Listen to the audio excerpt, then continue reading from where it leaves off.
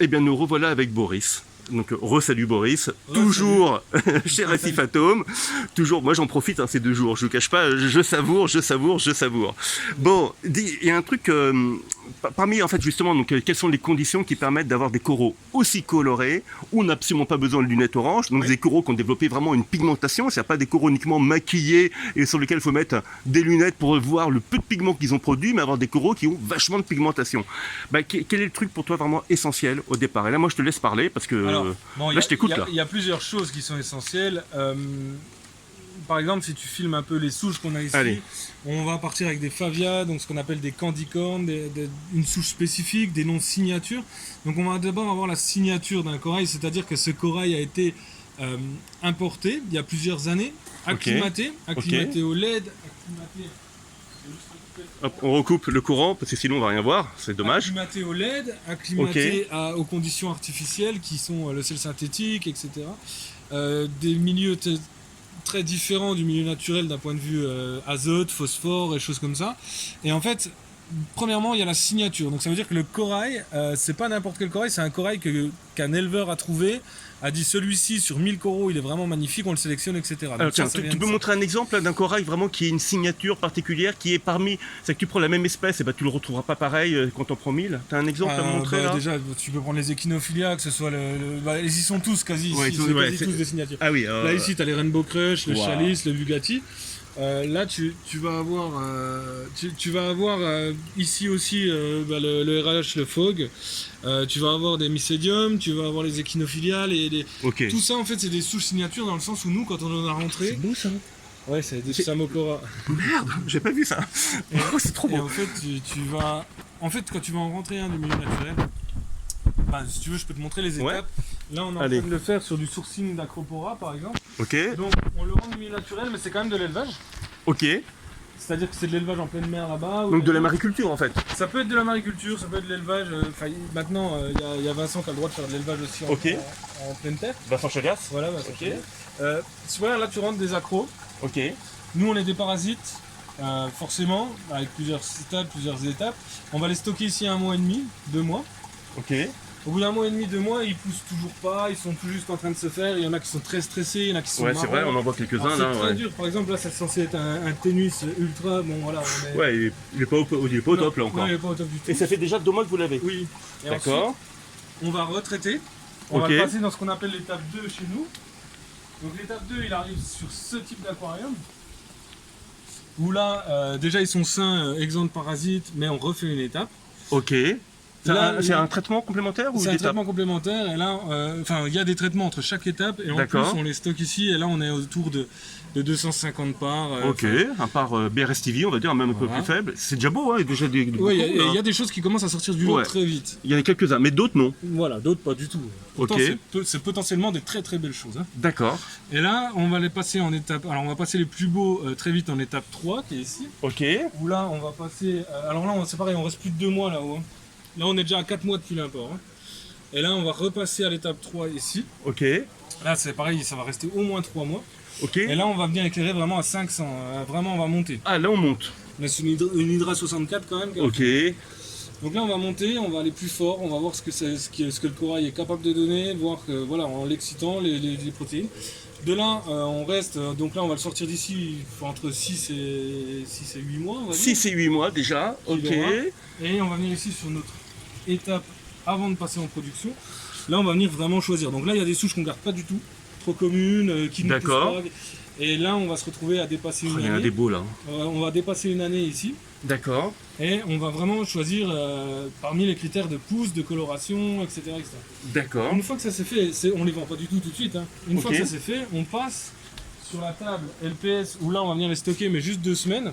C'est une manière d'être sûr de ne pas mettre de parasites dans notre table SPS où là, on va aller les mettre en production. Ok, donc déjà, là, on est à plus d'1 an là. Oui. Ok. Une fois qu'on est en production là-bas, on va commencer à dire ça c'est notre signature et on est en train de la travailler. On va dire, voilà, on a trouvé un Acropora, on a trouvé ceci, cela. Ok. On le met là-bas, on commence à travailler et de là on a des variations. On va être capable de varier de 200 parts à 850. D'accord. Sous les caissils 850, 200 sous les...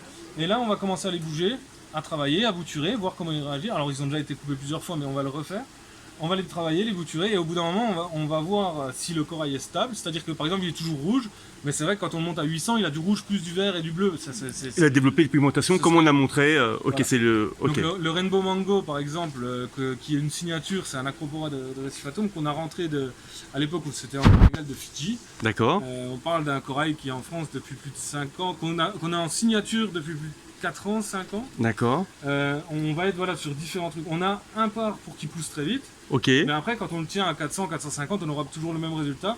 Si on descend, on aura le même résultat. On a un corail qui est stable, qui supporte les variations, parce que forcément, on l'a déjà fait varier, et qu'on appelle corail signature. Si on prend le même corail du milieu naturel, et qu'on le met tout de suite, sans traitement, sans acclimatation, sans rien, à 450 par, il meurt. D'accord. Il va avoir ce côté, il n'arrivera pas à s'adapter à la fois au LED, à la fois à l'eau, à la fois à ci, à la fois à ça. Et si on ne le déparasite pas, les parasites vont prendre le dessus, parce que dans les milieux artificiels, il n'y a pas tous les prédateurs qu'il y a dans la mer. D'accord.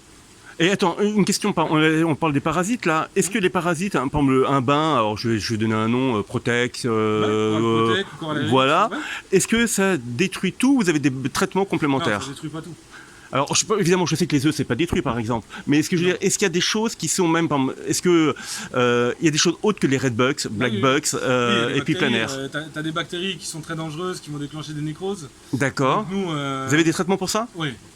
D'accord, donc ça c'est pas un truc qu'un particulier peut faire. Ah, faut qu'il ait un vétérinaire et puis qu'il ait... Ouais, donc mais c'est que si le travail il est pas fait à un moment ou à un autre dans la chaîne, enfin le risque que tu as, c'est un risque bactérien. Mais c'est le cas le plus souvent, tu vois, les euphilia. Ouais.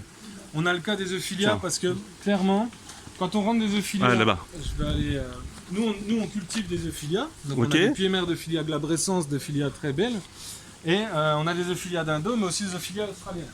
Ok. Et ce qui est assez dingue avec les euphilia, c'est qu'en Indo, elles portent une bactérie qui va ch'touiller les australiennes. D'accord. Et en fait, nous, on a des traitements pour lutter contre ça. Donc là, là, on a de l'Indo, on a de l'Australienne mélangée. Ici, on a de l'Indo aussi. Là, par exemple, ça, c'est notre production. C'est tout des souches d'ici. Mais elles produisent parce qu'elles sont saines, elles poussent vite, etc. Parce qu'elles sont plus porteuses de ces bactéries. Ok. Demain, on rentre...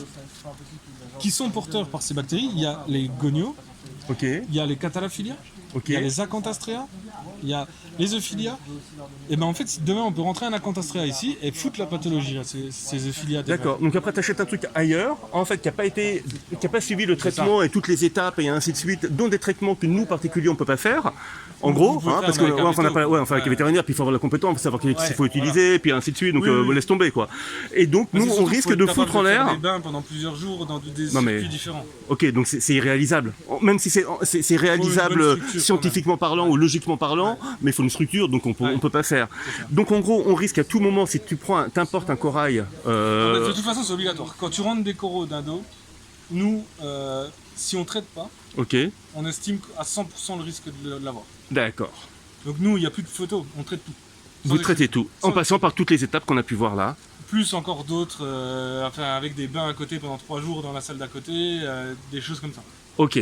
Ça, là, il y en a qui sont en bain. Ok. Alors, on ne pourra pas les voir, mais il y en a qui sont en balnéation. Là, je confirme. Hein.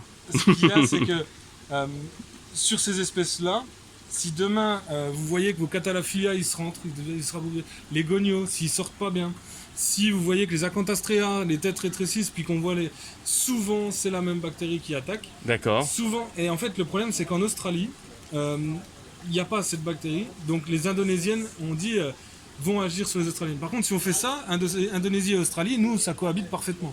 D'accord. Il faut savoir traiter. Mais il faut savoir traiter. Ok. Juste, attends, je me permets un truc là.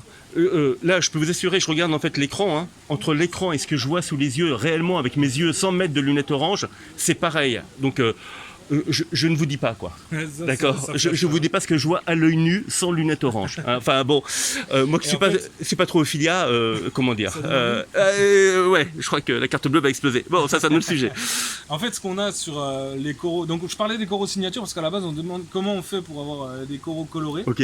Donc pour moi déjà il y a le côté signature. Quand tu rentres un corail signature qui est un vrai, parce qu'on trouve les faux dans le milieu naturel.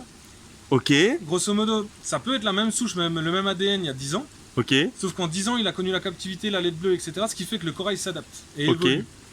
Donc un corail qui est en France ou qui est sous laide depuis 10 ans et qui va être plus costaud, est Ok. plus robuste qu'un corail qui vient du milieu naturel. Bon, ça, beaucoup de gens le savent. Mais du coup, on se retrouve avec des souches signatures. Ça veut dire que c'est des souches déjà plus costauds, bien colorées, qui ont été sélectionnées pour ça. On parle particulièrement de tous les LPS qu'il y a ici, des SPS, des accros. Et c'est très dur de faire une signature, c'est pour ça qu'on met du temps à sortir les accros. Là, on a 70 souches en attente qui sont déjà dans la dernière étape. Ok. Avant les étapes, voilà, on est déjà en étape production. Et il y en a beaucoup qui vont sortir dans peu de temps. Mais on est quand même sur ce niveau-là. C'est long, quoi. C'est long. Ok. Ça met des années, quoi. Ok. Vraiment faire une belle souche. Ok, mais moi ce que j'entends en tout cas, c'est qu'en tant que particulier, le risque, une fois que je suis dans la sélection de touches, de souches, plutôt signature, avec votre processus, dès que je sors de ce choix-là, d'avoir choisi des coraux signatures, je prends un risque. Ah bah, Si j'achète oui. et ça c'est inévitable. Oui, après, bon, en Allemagne, il y a aussi des gars qui vendent des coraux signatures qui sont parasités dans tous les sens. Ah, Donc après tu sors. donc de un toute corail façon. signature, ok, ça dépend en fait comment il est traité, et C'est évidemment. ça, la difficulté. Ouais, puis c'est pas parce que tu affirmes que c'est une signature que c'est un vrai signature avec toutes les étapes. Alors, il y a un site allemand qui est spécialisé pour proposer des signatures qui sont en fait des pêchés dans le milieu naturel. D'accord. Et il les signe, mais c'est faux, quoi. Donc en plus, c'est super dur de faire le tri dans tout ça. Nous, avec le recul, on le voit, on le sait tout de suite. Ouais, tu connais. Ok. Mais parce qu'on connaît les souches, on sait la vitesse de croissance. Les Cyphastrea, par exemple, Ouais. on prend des Cyphastrea, on arrive à les trouver, des Alors attends, souches. on va faire le tour parce que... Pardon. On arrive à trouver des souches assez similaires en sauvage en Australie. D'accord. Sauf que si tu prends une souche en sauvage en Australie, elle va stagner pendant 6 mois, 1 an, elle poussera pas, elle va pousser très peu.